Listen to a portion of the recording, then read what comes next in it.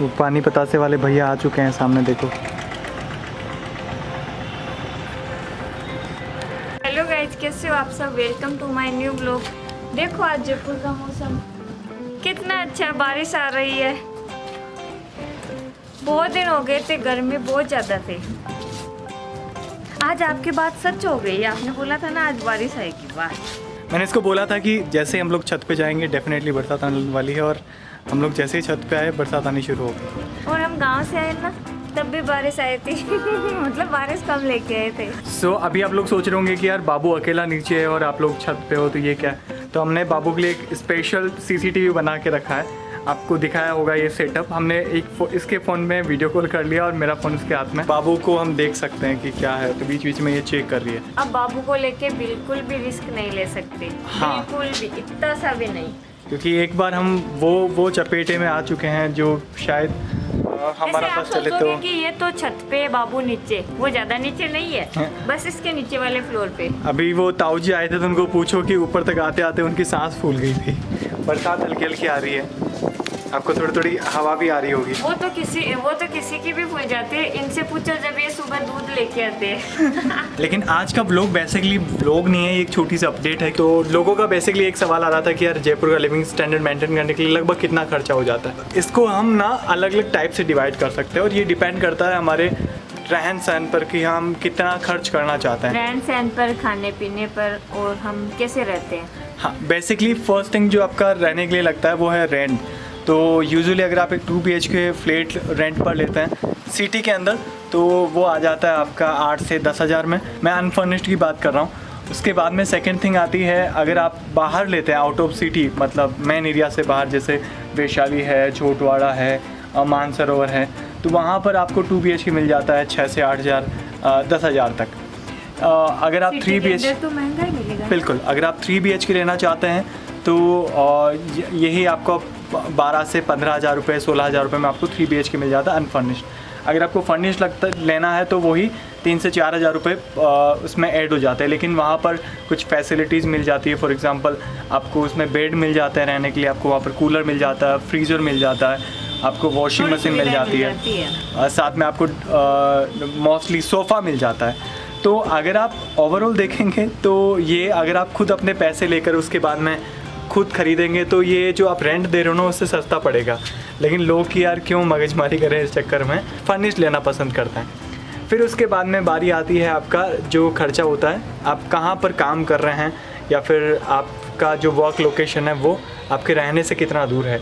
तो उसके लिए कन्वीनियंस पे डिपेंड करता है कि आप आने जाने में कितना आपके पास पर्सनल व्हीकल है, या फिर आप कैब यूज़ करते हैं, आप ऑटो या फिर पब्लिक ट्रांसपोर्ट यूज़ करते हैं, तो उसका जो भी चार्जर रहता है वो आ गया। तो दूर रहता है ना यार, शहरों में कितने दूर करना। हाँ, और एक चीज़ और कि हाँ, सिटी में आप कितना भी पास में ले लो, कुछ ना कुछ दूरियाँ आ ही जाती है। फॉर एग्जांपल मेन लोकेशन कुछ भी नहीं कह सकते आप।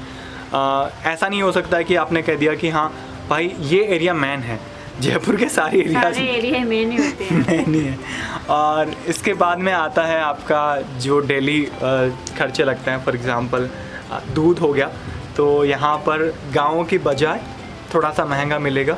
जैसे गाँवों में दूध मिल जाता है आपको 25 से 30 रुपये पर लीटर गाय का, यहाँ पर कोई 40 हो जाता है। अगर भैंस का गाँव लेंगे तो वो 30 रुपये 35 रुपये लीटर मिल जाता है। आपका क्या रेट है मुझे कमेंट करके जरूर बताना। बात है ना, गांव के बजाय तो यहाँ पे हर चीज़ महंगी होगी ना, चाहे कुछ भी देख लो आप, सब्जी वगैरह कुछ भी ले लो। तो पर डे का वो आपका दूध का हो जाता है 100 से 150 रुपये का, ठीक है। उसके बाद में आपकी सब्जी आ जाती है 100-150 रुपये का, वो रह गया।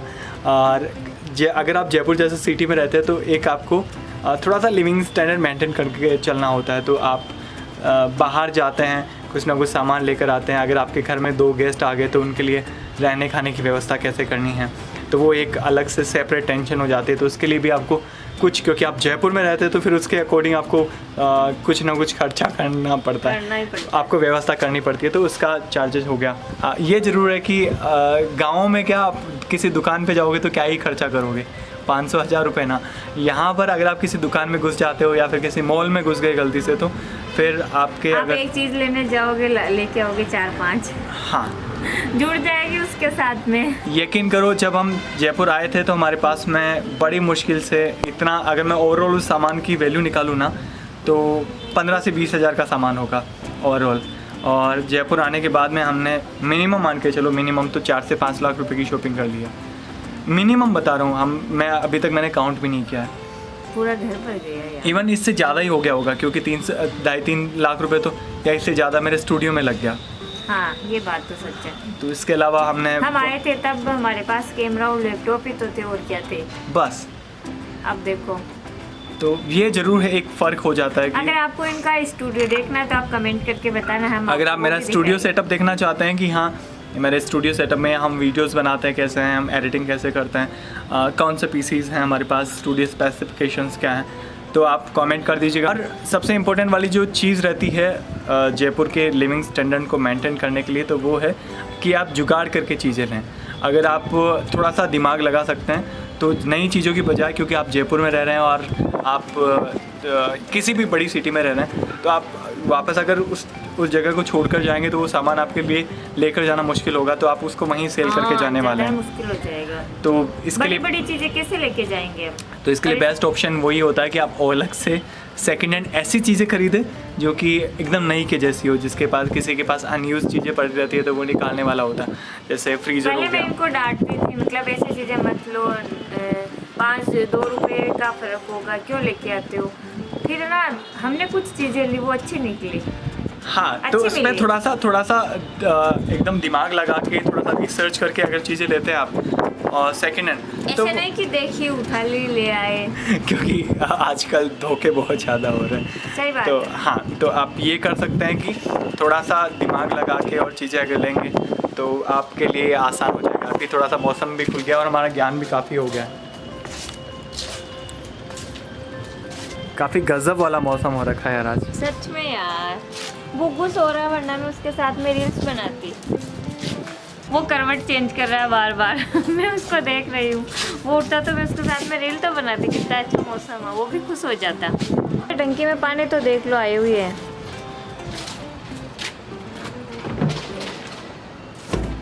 शायद नहीं है, आप कल बोल रहे थे आज का ही है। गया, इनको भी दिखाओगे, कैमरा मत गिरा देना। अब वो बोले कि देखिए इतना है। ये हालत हो गई हमारी टंकी की। और जयपुर में एक सबसे मुश्किल वाली चीज़ है कि पानी का। मैं अगर जयपुर अकेला रहता हूँ ना, तो यकीन करो मैं 1 महीने एक टंकी चला सकता हूँ और इसके आने के बाद 4 दिन नहीं चलती। तो आप नहाते नहाते थोड़ी नहीं है, हो। ये नहाते थोड़ी है, ये पानी को फिर समुद्र में वो उतर के फिर नहीं होता है। यार, मैं आपको एक बात बताऊँ, वो सच था। जब मैं गांव रहती थी ना, और शादी से पहले मैं बहुत ज़्यादा पानी यूज़ करती थी। आजकल मैं ज़्यादा नहीं करती हूँ, सच में। जयपुर आने के बाद तो बिल्कुल नहीं। पैसे लगते हैं बाबू भैया, पैसे का चक्कर बाकी कुछ भी गया यार, मौसम काफ़ी औसम है। और एक यहाँ पे बालिका हमारी तरह पानी का वो लेवल चेक करने आई है टंकी। अभी बाबू सो रहा है, देखो नंगू मत दिखाओ उसको, स्ट्राइक आ जाएगी। सो गाइस, कैसा लगा वीडियो कमेंट करके बता देना, साथ में वीडियो को लाइक कर देना, चैनल को सब्सक्राइब कर देना और हाँ बेल आइकन जरूर दबा देना।